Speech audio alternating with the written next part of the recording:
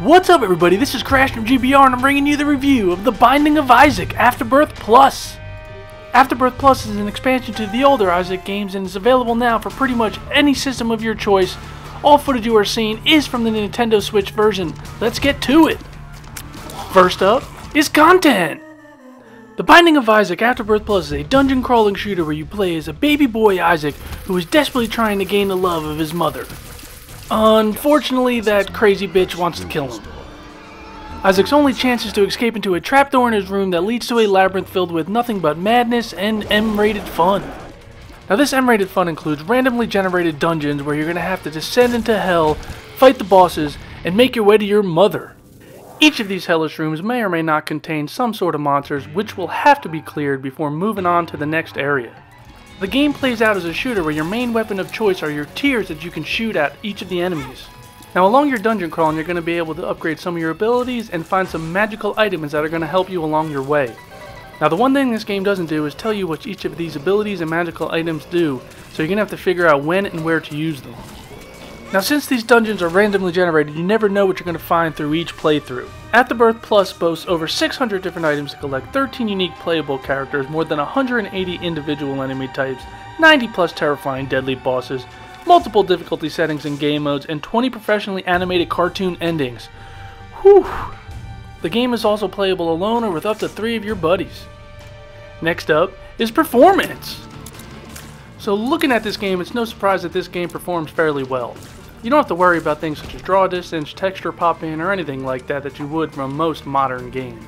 Afterbirth Plus is a fast-paced experience and the game has no trouble keeping up with Isaac or any of the characters that you're controlling. The game seamlessly transitions from one room to the next and the only loading screens that you'll come across are when you change dungeon levels or before boss fights. Next up is graphics.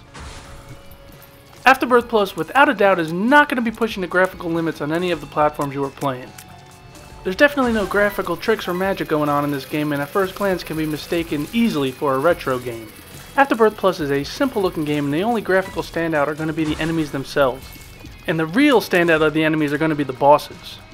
And throughout your time with Afterbirth Plus you're going to come to know these bosses extremely well, as they'll probably be killing you time and time again until you figure out their attack patterns. And when you do die, you're going to have to start your game all over again with another randomly generated dungeon and try to make your way back to Mama. Next up is sound! Butcher's knife from the kitchen.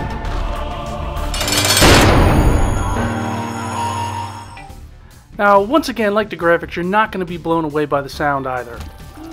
While the sound isn't bad, there's just not much going on for it.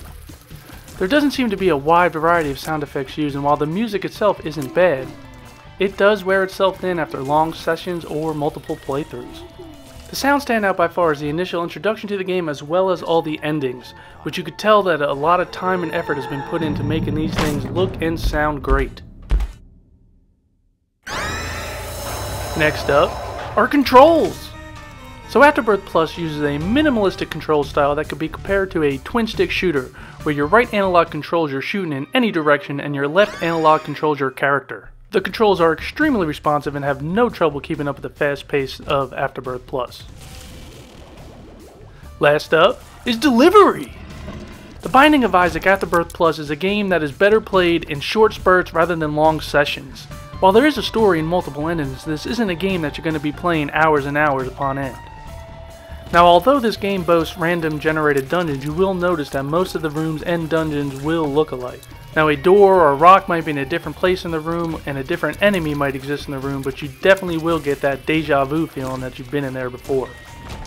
Now the game will keep you coming back time and time again, and this is because of how challenging Afterbirth Plus is and the randomness of the dungeons.